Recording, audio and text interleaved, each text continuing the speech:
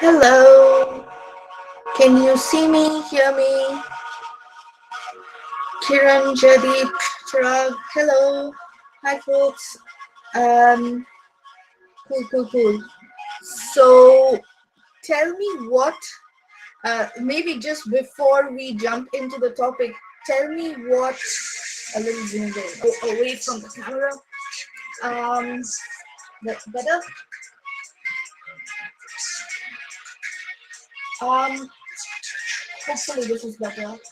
But can you tell me what made you join this session today?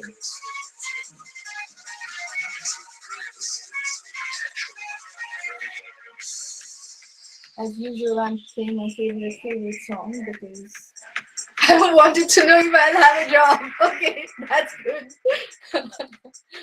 That's funny.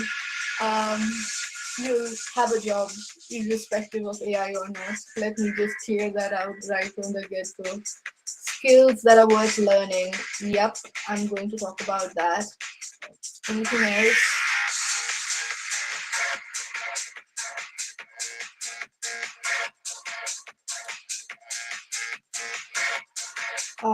I'm a PM, so just natural interest. Okay, thanks for them.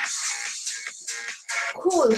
Um, I have played this song here a few times, and the one bit that keeps repeating in my head is that how much we undervalue creativity, and actually, um, how much creativity is going to be the key unlock for the next decade or more, maybe.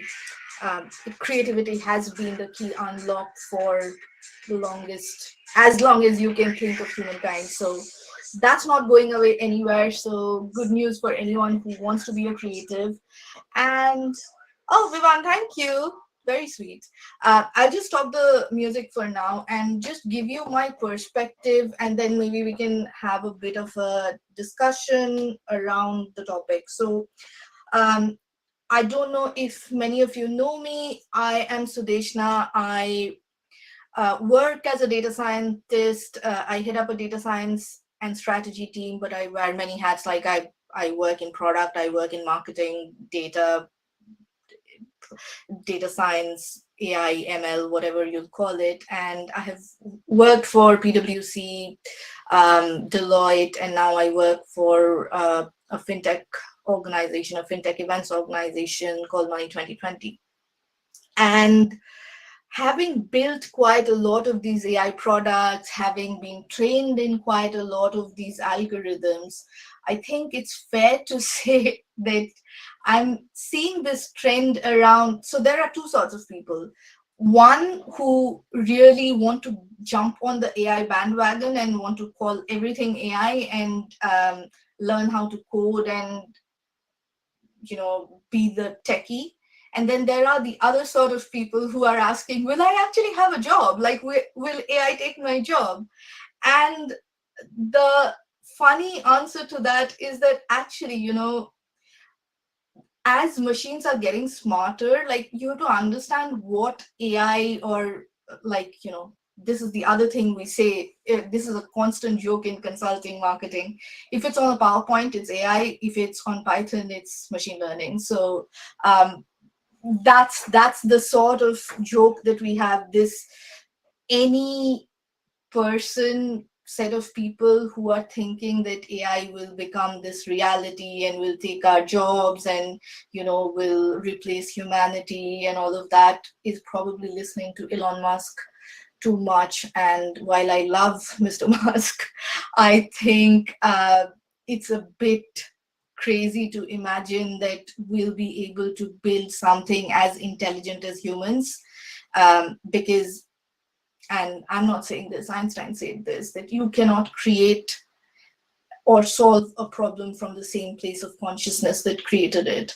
And to create something like a human being, we need to go to a place of consciousness that's higher than human beings. And I don't really know what that is, if I'm honest. So I'll put that to rest there.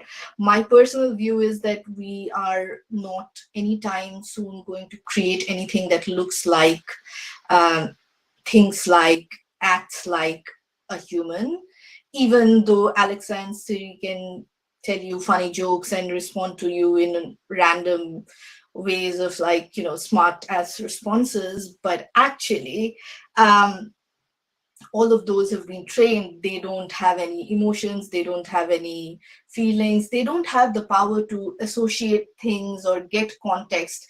If you have ever written a piece of AI code, or even if you haven't, and you just log on to GPT-3, which is the state of art natural language model now, you will realize that even that model can only understand context within a certain time limit, within a certain time frame. And anything beyond that, is sort of not possible by an AI or a, machine learning model. But here's what I'll say. That's a great thing for humans, because AI still can't do that. And again, like I said, I don't think it ever will be able to do it as well as human beings can. But here's the other thing, though, that AI is doing, and it is solving very specific problems. So, for example, I think, again, I have mentioned this before on my live streams as well, that I use a software called Descript to edit my podcasts. And what Descript does is text to speech, and then I just edit out things that I don't want, or I just figure out what are the fluff and filler words that I've used, and I just, within a click of a button, the editing is done. Guess who's being disrupted? The low value video editors out there who were just doing editing for gaps and long gaps and ums and ahs and um whatever, like the filler words, right?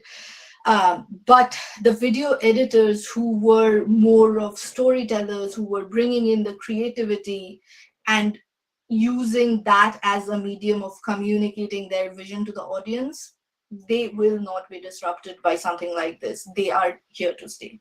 Again, when I was telling you about GPT-3, on GPT-3, there have been, I think, at least 10 in my own knowledge, but could be more. There are marketing automation, copy automation software that's been built.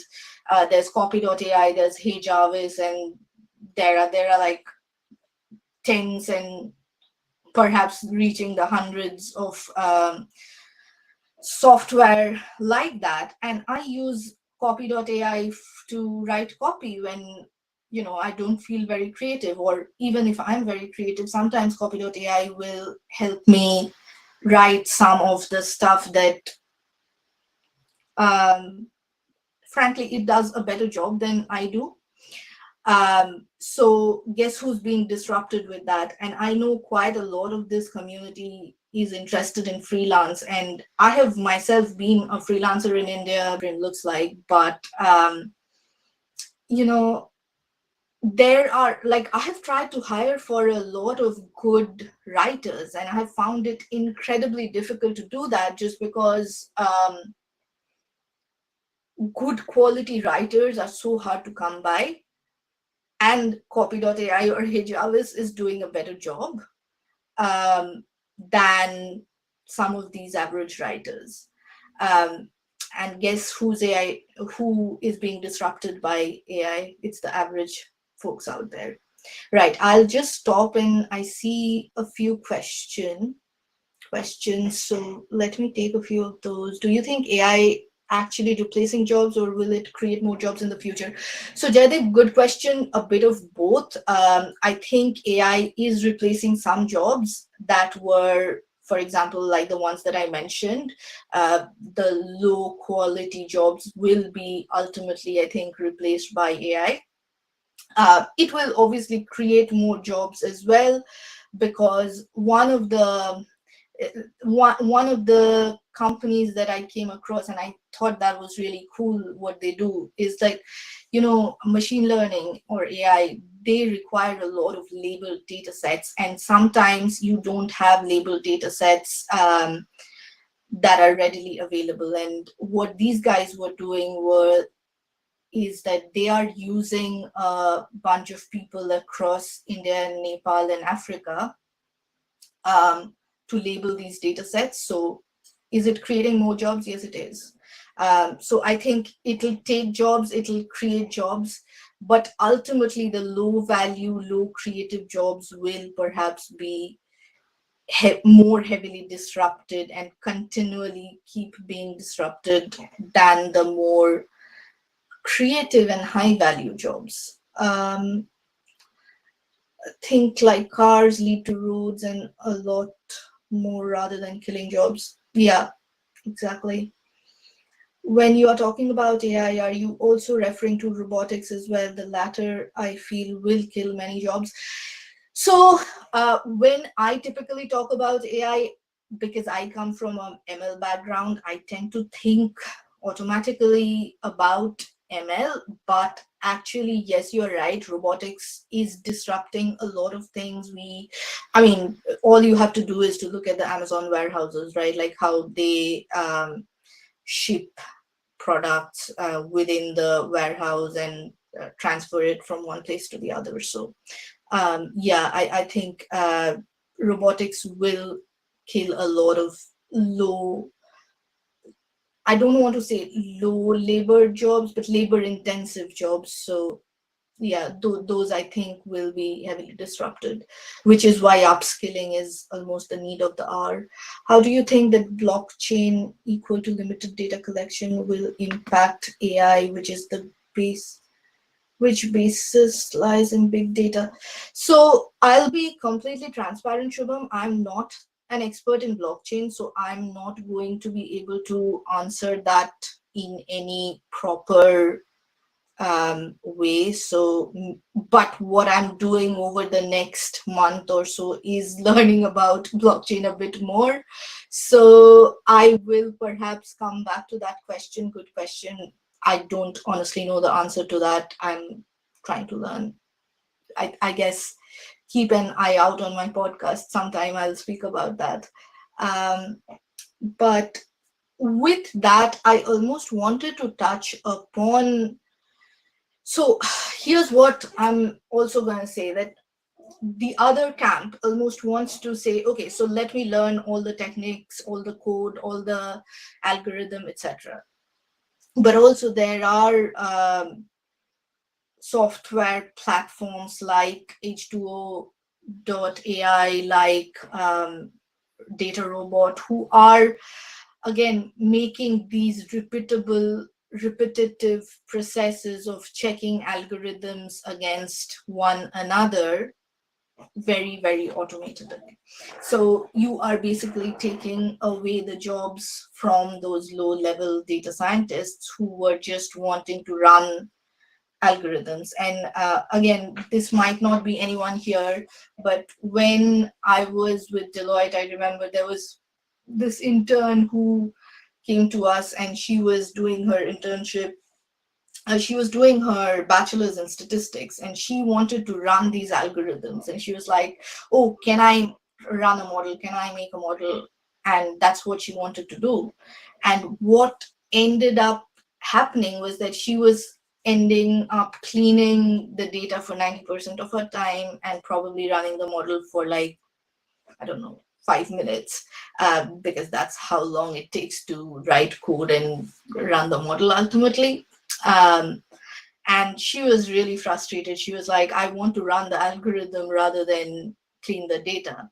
Now, 10 years later, you have platforms like H2O or DataRobot who actually run multiple algorithms at the same time and give you the winning algorithm. So if anyone's sitting there and thinking running the algorithm is what's going to give me the technical prowess, here's a piece of news flash: that's not going to help you for very long. We are also, like, I myself in my team have several times started using ML to clean data. So we are trying to get around the dirty data problem by throwing algorithms at it and cleaning the data using ML. So that's a really interesting use case. Again, your data cleaning jobs are probably going to be disrupted sometime soon. It's not being done yet, but sometime soon, as data science teams become more and more intelligent about how they use their times. What I will say though is, what skills do you really need to thrive in the age of AI, machines, intelligent automation, robotics, whatever you call it? And there are three specific skills that come to my mind. The first one, and the if anyone here was thinking that I'll talk about technical skills, you'll probably be a bit disappointed, because I'm going to say something that'll work across all career paths. And the first one that I'd want to mention is problem solving. And I think in India, we are typically really good at problem solving because we are always working through constraints, and we always think of jugaad. That's the first thing that comes to our mind.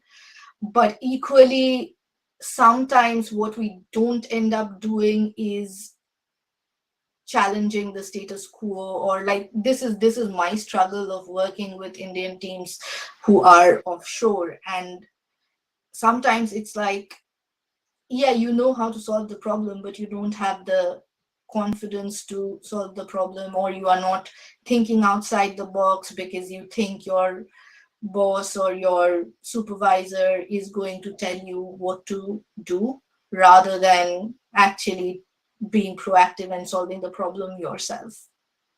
And I think the world in general has always had, but even like with more tech coming in, will have an even more acute shortage of good problem solvers. And if we can grow that skill, that would perhaps be the single biggest blessing to all of our, not only careers, but also lives, because ultimately life is about problem solving. The second thing I'd like to say is around creativity, because just as I said, creativity is not limited to video editing. It's not limited to writing copy or writing a blog or creating a piece of art. Creativity is more around, how do I join seemingly disjointed ideas to make something that is more valuable to the world than what exists around me. Like, for example, if you look at Crater itself, that is quite a creative idea, right? They took ideas from the streaming world, the professional and personal development world, and social media, and they are doing something very creative out of it. So that is how I think each and every one of us have a different perspective, right? Because our life experiences have been different.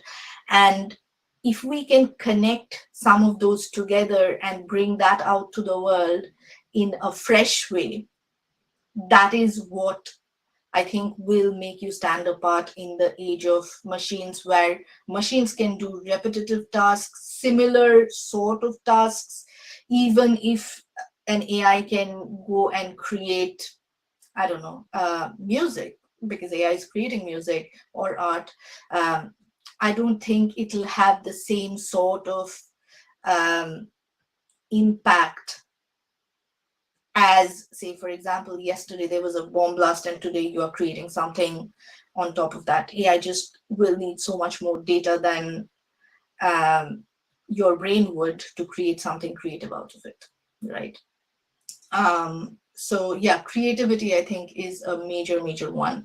And then the final one I would suggest is communication. And again, we don't, I think, pay enough importance to how we communicate our ideas out, especially in the corporate context.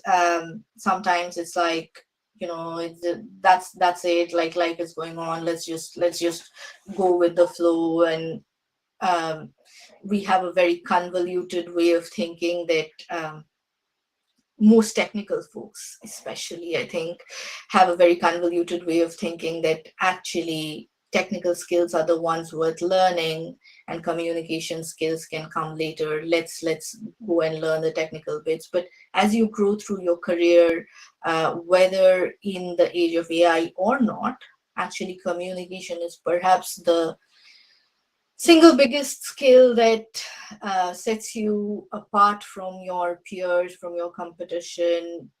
That's the skill you require to market your product, to sell your product, or even for your supervisor or manager or boss to agree that you have a better algorithm than what used to exist. So communication is actually quite key, and I think we really need to pay attention there as well. So those were my three tiny bits. Let me go over to the questions again.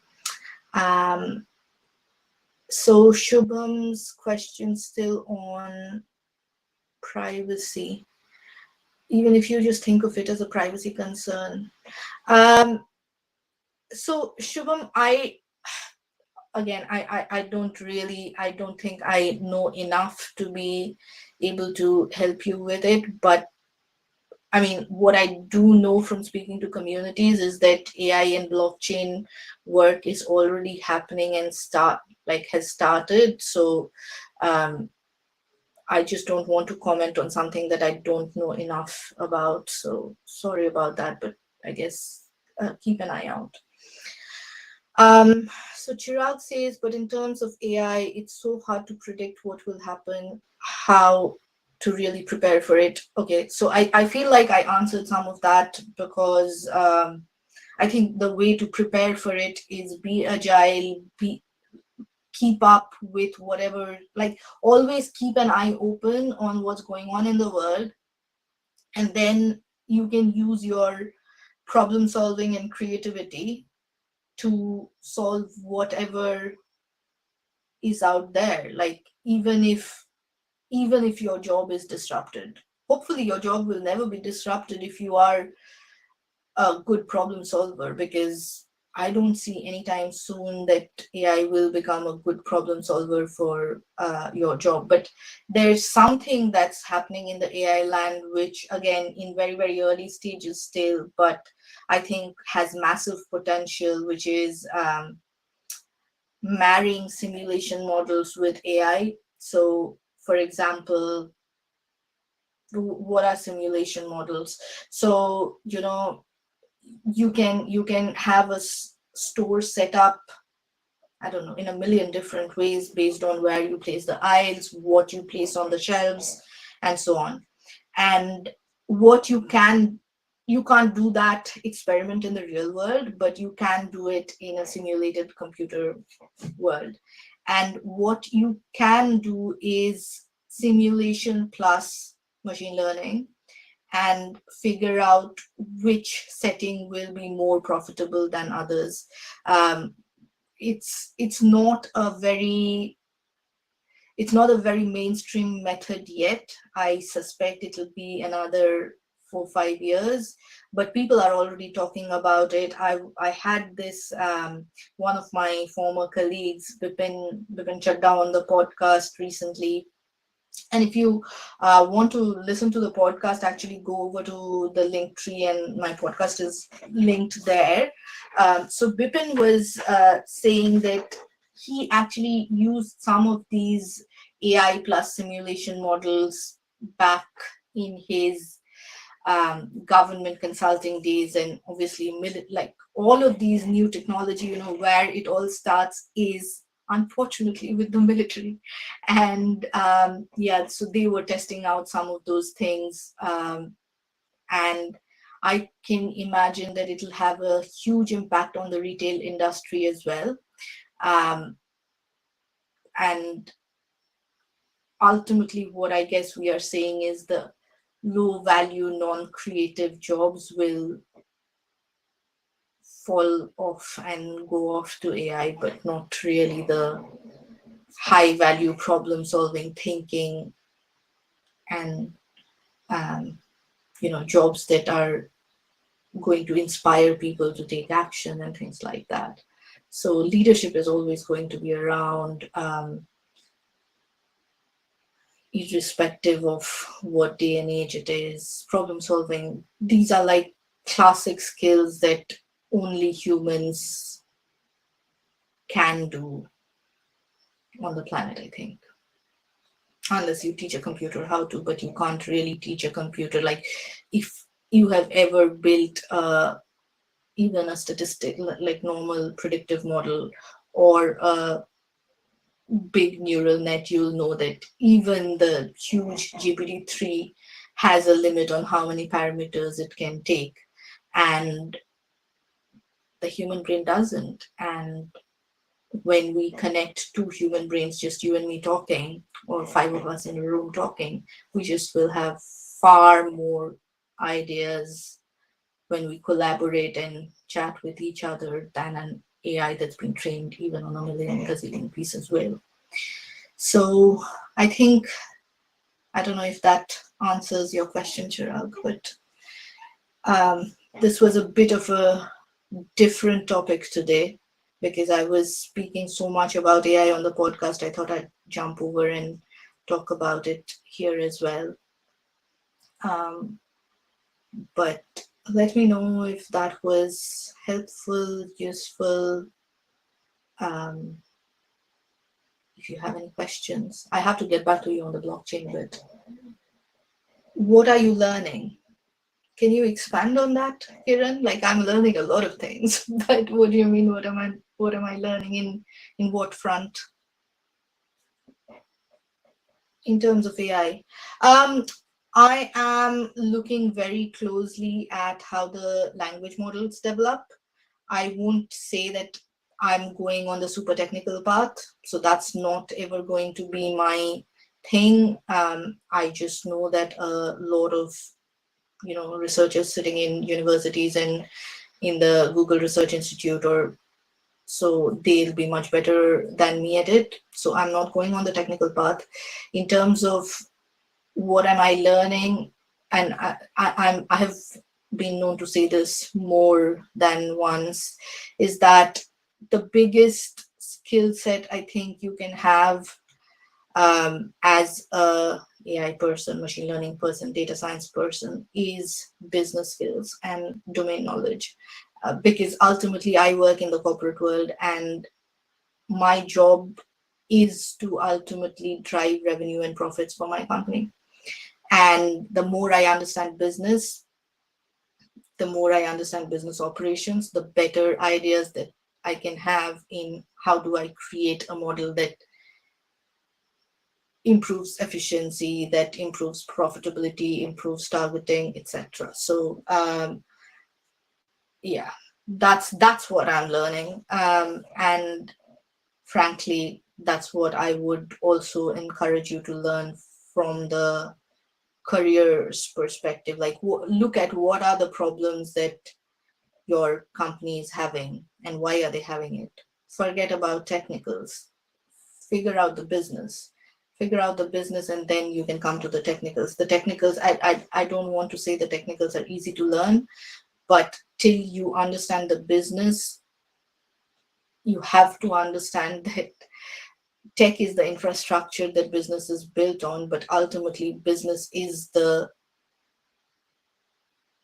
thing that drives cash. So if there's no business, there's no tech.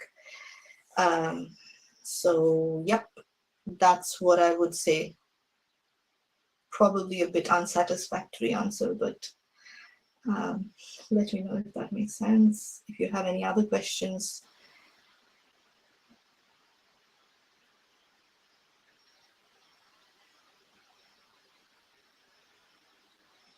Okay, if you don't have any other questions, thanks, Kiran. Feel free to actually listen to the last 4 episodes of the podcast. Spoken a lot about data science and AI in the podcasts. There are proper career lessons in there from both Bipin, who I mentioned, and Vin Vashishta. I don't know if you guys know Vin, but basically he's a data science thought leader, and I completely agree with him on so many things. And we spoke about a lot of this stuff on data and data science careers, because I think we are now starting to see different branches, and it's become so vast and so big that not one person can know everything. So you have to sort of pick which career path, even in data, that you want to go by. Um, so Jaydeep asks, do you think engineering jobs will be more or less valuable with AI? Okay, so again, I think any if I go a level up and say that what is engineering? Ultimately, engineering is less about coding and more about problem solving. Any education is more about problem solving than coding. Engineering jobs will be less valuable, absolutely not. But then, if you are going to do some like become an expert in a technology that's dying, then probably yes, it will be less valuable. I think the ultimate, and again, I'm not saying this, but I believe World Bank said this, or OECD was saying this, that the most important skill of the 21st century will be the skill of adapting. And as long as you can be agile and adapt to what is going around you, you will always be relevant. So engineering or not engineering, I think as long as you have that problem solving prowess, you will be okay. Engineering jobs will be like, ultimately engineering is a problem solving skill set that you are developing. So I think actually you're going to be positioned well, but not without the other bits of communication and being creative. So if you are just looking to be a technical person and just code, and that's the end of it, maybe there's value somewhere around the research route. Unless you want to go there, you will need to understand business as well. So I know in engineering schools they also teach business and economics. Look at those courses as well, is what I'd say.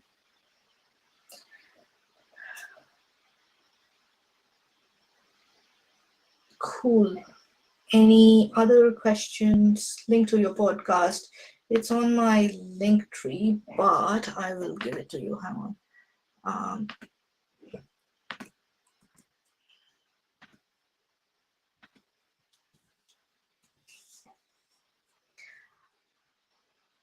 Um, yeah. So, just out of curiosity, what are people doing here? Like, uh, are you in the technical fields or not? Or like, I'm just curious. Tech, yeah, okay.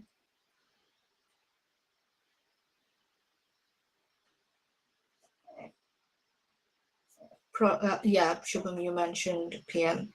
Yeah, I think having, and this is where we are sort of always pushing boundaries on how much can we learn, right? Like, I think the tech people need to understand business and the principles of business and communication, etc.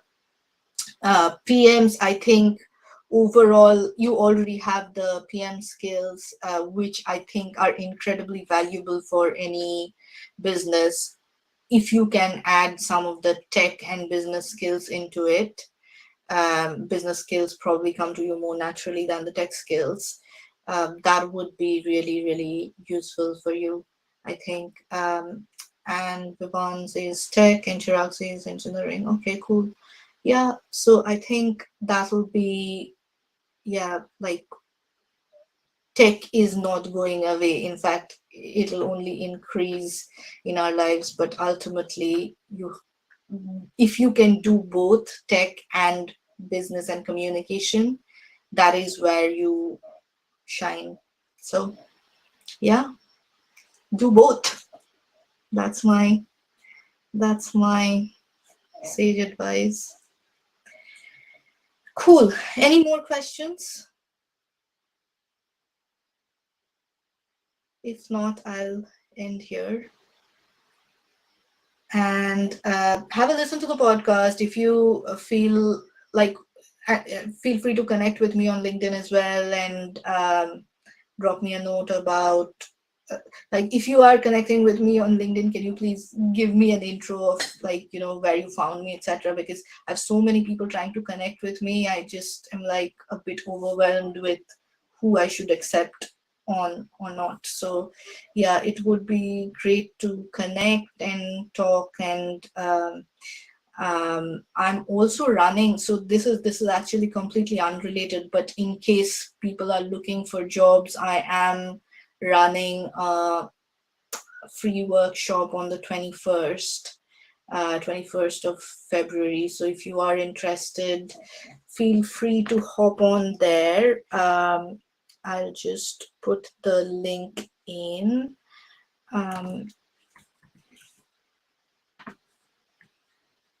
case anyone's interested. But yes, Jaydeep, there's a lot to think about. I think it is the single most, I mean, these couple of years post pandemic, I think will really shift some boundaries, and I really think that a lot will change, a lot will evolve in the next couple of years. Um, and the more open you can be, the more receptive you can be to new information, the more ways you can find to educate yourself with the changes that are going around you, the better placed you will be for the longer part of your career. So yeah, lot to think about. Cool. So if anyone wants to join me on the 21st, hop onto that link and I'll send you an invite. But if not, this has been great as usual. And I'll end it here.